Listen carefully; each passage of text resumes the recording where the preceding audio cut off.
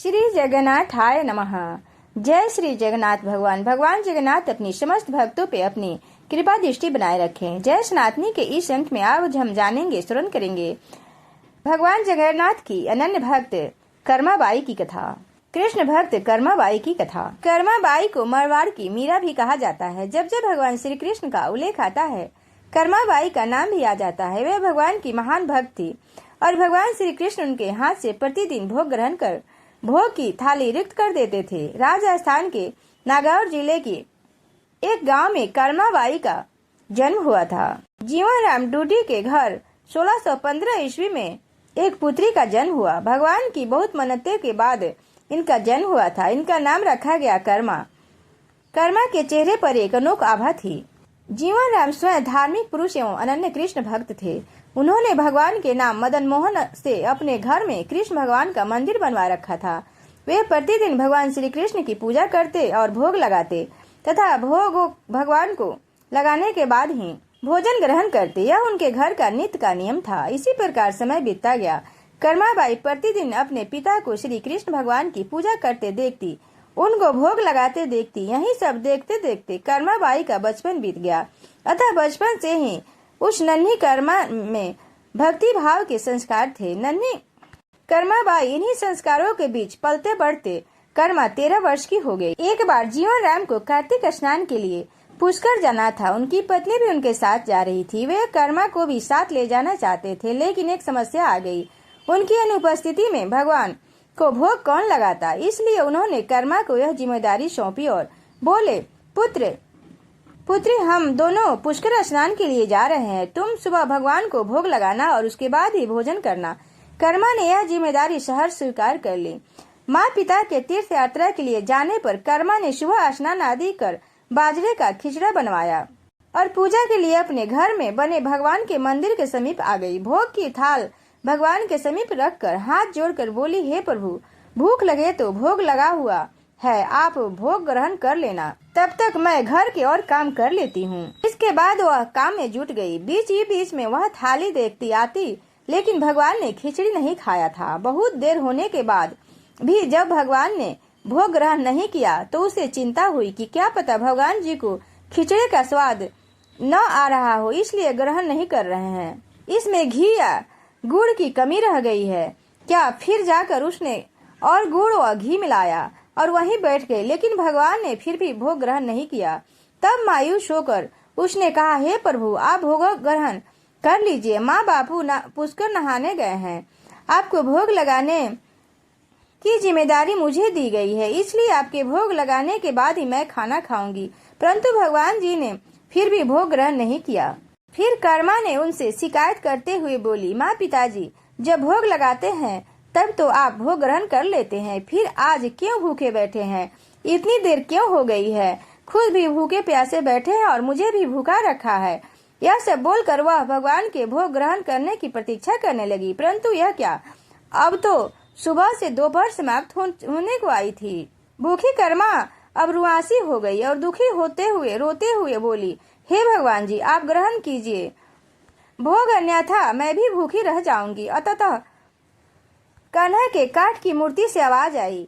कान्हा बोले, कर्मा, तुमने पट बंद किया ही नहीं तो मैं भोग ग्रहण कैसे करूं? यह सुनकर कर्मा ने पट खींचकर ओट कर दी। भगवान श्री कृष्ण ने खिचड़ी का भोग ग्रहण किया और थाली पूरी खाली हो गई। कर्मा ने पलट कर देखा तो भोग की थाली में भोग ही नहीं बचा था। तब कर्मा बोली, भगवान जी, इतनी सी बात थी तो पहले ही बता देते, खुद भी भूखे रहे और मुझे भी भूखे रखा। इसके बाद कर्मा ने खिचड़ी खाया। अब तो प्रतिदिन कर्मा खिचड़ी बनाती और भगवान जी भोग ग्रहण करने आते। इसी बीच उसे लगने लगा कि उसे सबसे पहले भगवान को भोग लगा देना चाहिए। क्या पता उन्हें जल्दी भूख लग जाती हो, साफ सफाई नहाने धोने के कारण भगवान के भोग में देरी हो जाती हो। फिर वह सबसे पहले उठकर भोग बनाती और प्रभु को भोग लगा देती, फिर अपने दिन के काम करती। कुछ दिनों बाद उसके माता पिता तीर्थ से लौट आए। आते ही पिता ने अपनी लाडली पुत्री से पूछा, पुत्री, तुमने किसी भी दिन भगवान को भूखा तो नहीं रखा? कर्मा बोली, नहीं पिताजी, मैंने भगवान जी को प्रतिदिन भोग लगाया। फिर जब माँ रसोई घर में गई तो देखा कि जाते ही समय तो गुड़ का मटका पूरा भरा था, अब खाली कैसे हो गया? उन्होंने कर्मा को बुलाया और पूछी, पुत्र गुड़ कहाँ है? कर्मा ने बताया कि रोज भगवान श्री कृष्ण उनके पास आते हैं और खिचड़े का भोग ग्रहण करते हैं। वहीं मिठास कम हो जाए इसलिए खिचड़े में गुड़ ज्यादा डाल दिया।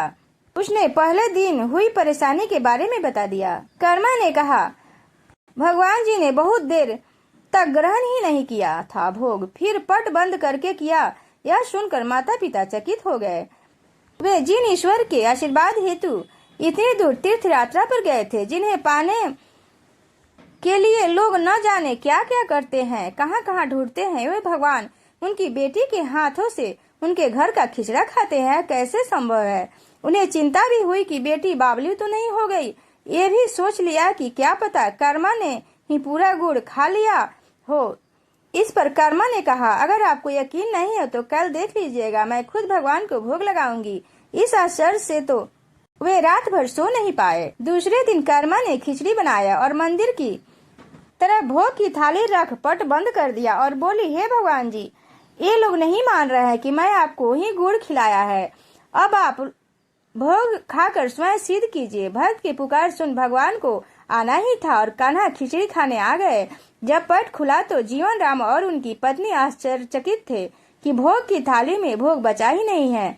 फिर कर्मा का जीवन प्रतिदिन भोग लगाते ही निकल गया। जब उनके माता पिता नहीं रहे तब वे एक दिन अपने कान्हा की मूर्ति साथ लेकर तीर्थाटन के लिए निकल पड़ी, परंतु भगवान की कृपा से उन्हें हर दिन खिचड़ा बनाने के संसाधन नहीं मिल पा रहे थे। फिर भी उन्होंने अपनी खुशी से खिचड़ा बनाने के संसाधन ढूंढ ही लेती थी। प्रतिदिन कान्हा को खिचड़ा खिला लेती थी। तीर्थाटन करती हुई देवी कर्मा भगवान जगन्नाथ की नगर पहुंच गई और वहीं रहने का मन बना लिया। वहां भी रोज भगवान को खिचड़े का भोग लगाती और पट बंद कर देती। भगवान भी प्रतिदिन उनके भोग को ग्रहण करते। जिस दिन उन्होंने पहली बार जगन्नाथपुरी में खिचड़ी बनाया, उस दिन उनके पास से जा रहे एक बालक ने उनसे कहा, माता, घी की बड़ी सुगंध आ रही है, क्या भोजन बचा है? देवी कर्मा ने कहा, हाँ बालक, बचा है, तुम बैठो, मैं तुम्हें देती हूँ। यह कहकर देवी कर्मा ने उस बालक के लिए भी खिचड़ा लगा दिया। बालक पूरे मन से स्वाद लेकर खा रहा था। देवी कर्मा को यह देख सुख की अनुभूति हो रही थी। उस बालक ने खाते खाते पूछा, माता, क्या मैं कल आऊंगा तो भी मुझे खिचड़ी खिलाओगी? यह सुनकर देवी कर्मा मुस्कुराई और बोली, हाँ पुत्र, तुम यदि प्रतिदिन आओगे तो मैं प्रतिदिन तुम्हें खिचड़ा खिलाऊंगी, तुम निसंकोच आना। यह सुनकर बालक प्रसन्न हुआ और प्रतिदिन देवी कर्मा का खिचड़ी खाने के लिए उनके पास आया करता था। एक दिन जब बालक खाना खाकर जा रहा था, तभी उसने देखा कि एक साधु बाबा वहां से आकर देवी कर्मा से कह रहे थे कि हे देवी, आप बहुत धार्मिक महिला हैं, भगवान को प्रतिदिन भोग लगाकर खाती हो, परंतु इन सब के भी नियम होते हैं, आपको बिना नहाए ऐसा नहीं करना चाहिए। आप तो भगवान की परम भक्त लगती हो, सो हे देवी, प्रतिदिन साफ सफाई करने के बाद नहा धोकर ही भगवान का भोग बनाया करें और लगाया करें। यह सुनकर देवी कर्मा ने उनको हाथ जोड़कर प्रणाम किया और कहा, साधु बाबा, आप जैसा कह रहे हैं मैं वैसा ही करूंगी। मैं इस बात से अनभिज्ञ थी। फिर साधु बाबा वहां से चले गए। अगले दिन देवी कर्मा साफ सफाई कर नहा धोकर भोग बनाने लगी, परंतु अब भोग लगाने में देरी हो जाती और जब तक भोग नहीं लगती उस बालक को भी भोजन नहीं मिलता। बालक आकर माता से कहता, माता, देर हो रही है, भूख लगी है, भोजन दो। माता कहती, थोड़ी देर रुक जा लल्ले, मैं दे रही हूँ। बालक जल्दी जल्दी खाकर भाग जाता। कुछ दिन ऐसे ही बीते, परंतु यह कौन जानता था कि वह बालक साक्षात भगवान जगन्नाथ हैं, जो प्रतिदिन बालक का रूप धारण कर कर्मा बाई के हाथ से बना खिचड़ा खाने आते थे। इतने दिनों में जब जगन्नाथ मंदिर में भगवान का पट भोग के लिए खुलता तो भगवान के मुख पर खिचड़े का जूठन लगा रहता था। एक दिन पुजारी ने मुस्कुराते हुए मन ही मन कहा, हे प्रभु, आपकी लीला अपरंपरा है, जाने किस भगवान भक्त के यहाँ आप जाकर प्रतिदिन खिचड़ा खा लेते हैं। फिर पूजा अर्चना हुई, दिन बीत गई, रात्रि हुई। रात्रि को पुजारी के स्वप्न में भगवान जगन्नाथ आए और उन्होंने पुजारी से कहा, हे भक्त, तुमने सही पहचाना, मैं अपनी एक अनन्य भक्त कर्मा बाई के यहाँ प्रतिदिन उनके हाथ से बना खिचड़ा खाने जाता हूँ। मुझे बिल्कुल अपने पुत्र जैसा लाड करती है, उनकी भक्ति से मैं अति प्रसन्न हूँ। परंतु इसी मंदिर के एक साधु ने उन्हें कुछ आम जीवन का ज्ञानवर्धक बातें एवं उपासना का तरीका समझाया है, जिससे मुझे भोग लगाने में अब उसने देरी हो जाती है। इसी वजह से मेरे मुंह पर खिचड़ा लगा रह जाता है। प्रभु की लीला की भक्ति अपरंपार है, वह तो सर्वव्यापी है। एक ही समय अलग अलग स्थान पर हो सकते हैं, परंतु मुख पर खिचड़ा लगने की लीला उन्होंने इसलिए रची ताकि पुजारी के मन में यह प्रश्न उठे। उस प्रश्न के निवारण में प्रभु पुजारी जी को यह बता सके कि आम जीवन में हम अपने ज्ञान को जब दूसरों को बताते हैं तो वह सदैव ज्ञान के लिए होना चाहिए, न कि भक्ति के भाव को बदलने के लिए, क्योंकि सांसारिक जीवन के लिए ज्ञान आवश्यक है, ज्ञान महत्वपूर्ण है, परंतु जहाँ भक्ति होती है वहाँ ज्ञान का कोई काम नहीं है।